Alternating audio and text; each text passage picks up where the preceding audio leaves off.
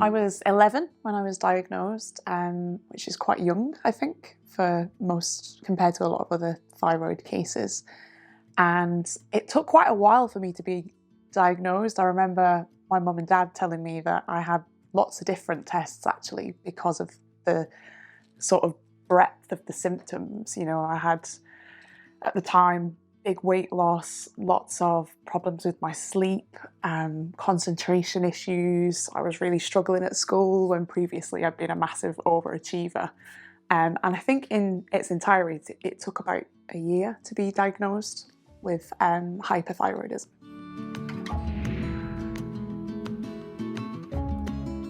So lots of parents probably expect personality shifts, right? When you start high school and you meet new friends, and it's a big stage of your life anyway, isn't it? But what stood out for them was that actually my personality really shifted. Previously I'd been a big overachiever at school. I'd got brilliant grades. My concentration was always, great. I had lots of friends. I was really social.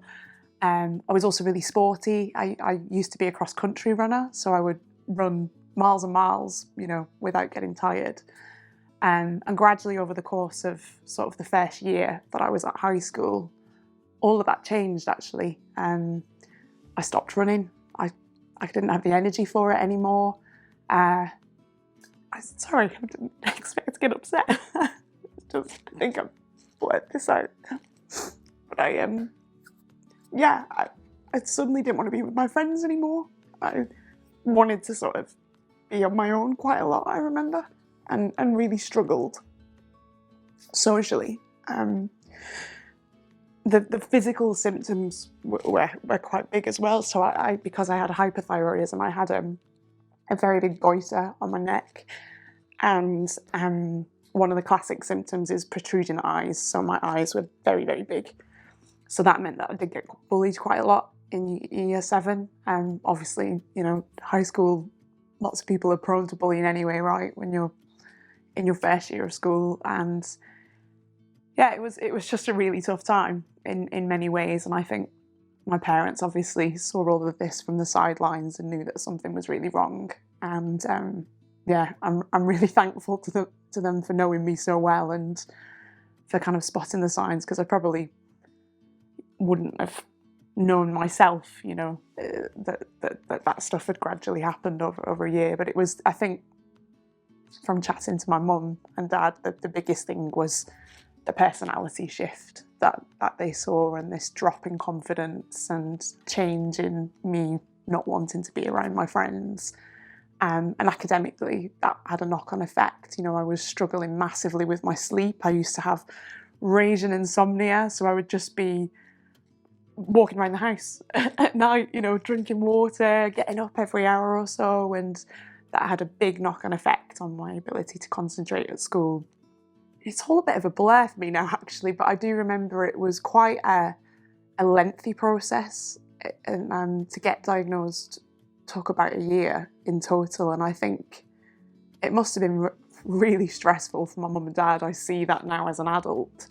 I was passed from doctor to doctor. I was referred from consultants to endocrinologists to, at one point, being tested for leukemia because there was just no explanation for what was happening. And eventually a consultant noticed the first stages of my goiter and the swollen neck. And that was when the hypothyroidism was diagnosed. And I think actually in many ways for my mum and dad it was a huge relief when that finally came, because actually there was a diagnosis and then a solution and next steps that we could work towards. And for me that was surgery.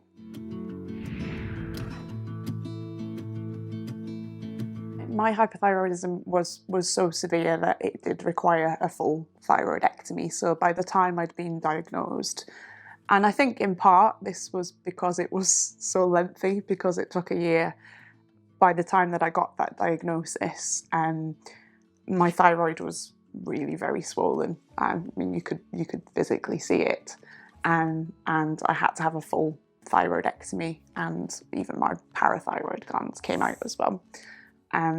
So yeah, by the time that surgery came round, even as a kid, even though I was only 11, I wasn't scared about it. I think I knew that this was something that was going to ultimately make me feel better and get me back to being the Rachael that everybody knew and loved before I had hypothyroidism. It was a 6-hour surgery, I think, in the end, and obviously I was in a children's hospital. I was in the Royal Manchester Children's Hospital at the time, and I do remember, even now, the surgeons, the consultants, the NHS were just incredible. You know, the reassurance I got as a young, you know, girl going through that surgery, it was incredible. You know, it was always just, you're going to be fine. We do this all the time, and you're going to feel like you again after it. Everybody that has a thyroidectomy, you have to replace, you know, your thyroid with levothyroxine. So I've been taking that for over 20 years now, and you know, when it's managed well, it does the job, and it's essentially like living with a thyroid. I have found, particularly since I turned 30, it's been a bit of a balancing act to get those thyroid levels right. There's been periods of my life where that dosage has needed to go up or needed to go down. You know, naturally, as humans, if you had a thyroid, your body would sort of do that for you, wouldn't it? Whereas I have to make sure I get my bloods tested, my thyroid levels tested, to ensure that I'm taking the right dosage. 2 years ago, when I turned 30, I had a really tough period of about 6 months where at first my dosage was too high, so I experienced symptoms of hyperthyroidism, and then it got changed, and then I had symptoms of hypothyroidism, all in the space of 6 months. So that was a really frustrating and rocky time trying to get that right. I struggled massively with my mental health whilst that was happening. On the whole, you know, it's since my surgery at the age of 11, things have been great, but there has been that one period that wasn't, and I've learned quite a lot from that about what I need to do to take care of myself and to make sure that I'm really taking ownership of that medication, that I'm keeping track of my symptoms, that I'm really mindful of what I'm eating, what I'm consuming, and the role I'm playing in terms of my thyroid health. There's only me that can take responsibility for that, and it's a big lesson that I've learned.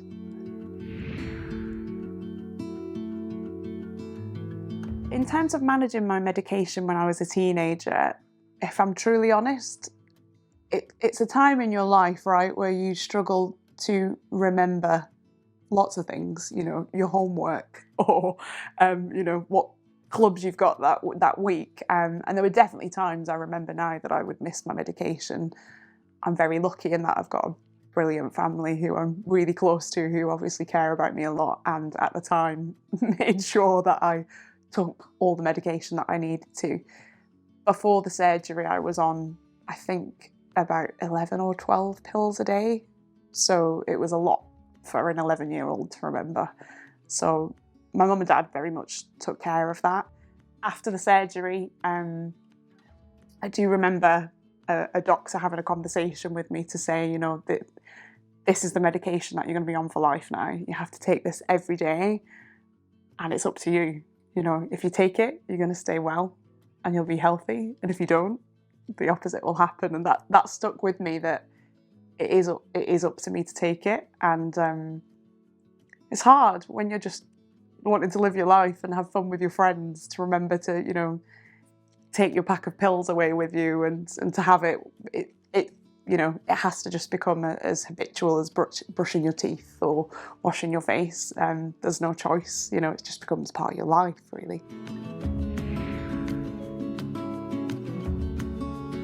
I found the transition from paediatric care to adult care quite tough, actually. Yeah, I think as a child with thyroid disease, and particularly because it's rarer in younger people, you you know, at one point I had a whole team of doctors and consultants who were really interested in my case, I think, because I was 11 when I was first diagnosed. I remember there used to be sort of 7 or 8 doctors in the room. But it is much more common, especially in women in their 20s, in their 30s.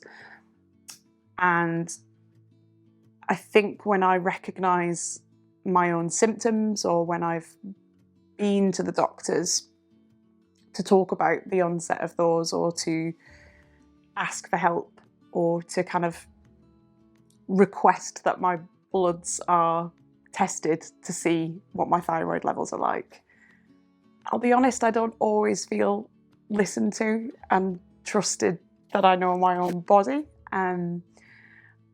I think the problem with thyroid disease is that so many of the symptoms are very similar to mental health.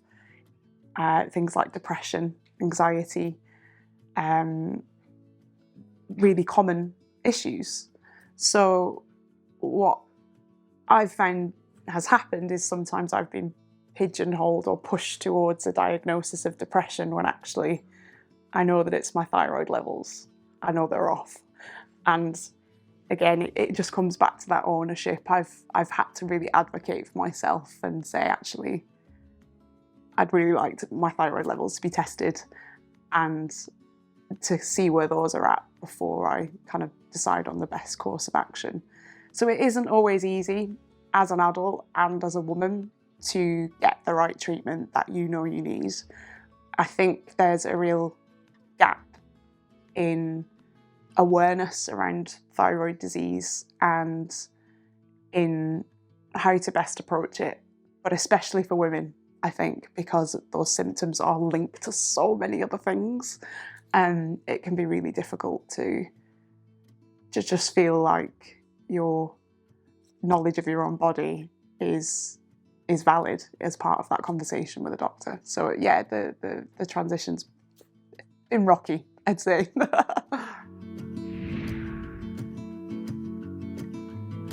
I first found out about the British Thyroid Foundation because one of my friends asked me, actually, what is your thyroid? What does your thyroid do?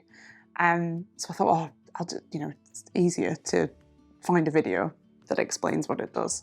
And the British Thyroid Foundation website came up and I showed it to my friend who was actually struggling with some symptoms at the time and just wanted to have a conversation to see what I'd been through.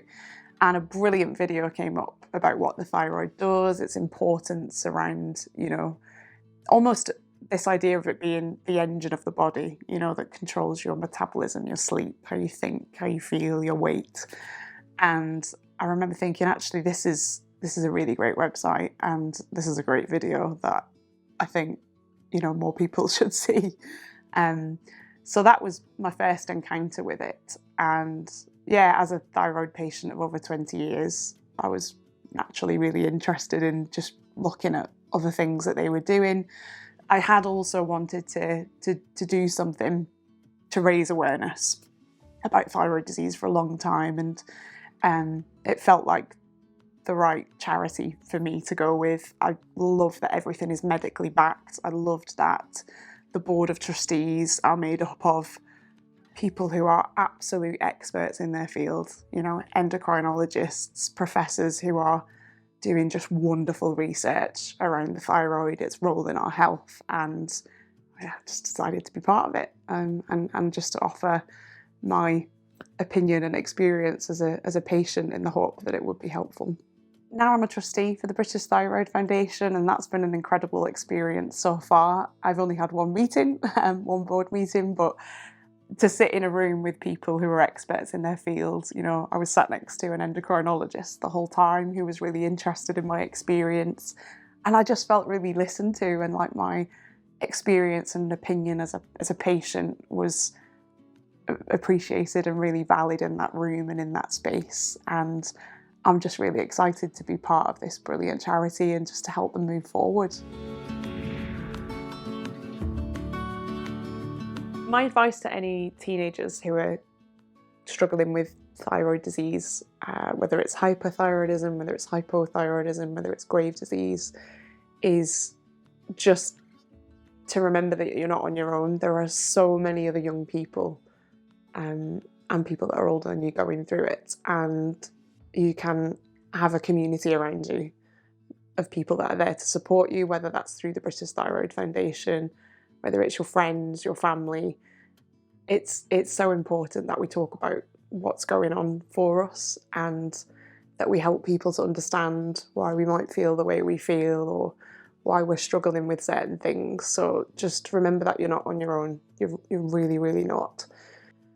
And the second piece of advice is a bit tougher to say, actually, but this is going to be hard, and you are going to have to take complete ownership of your own health. Only you will care about your health the most. No one else is going to care about it as much as you.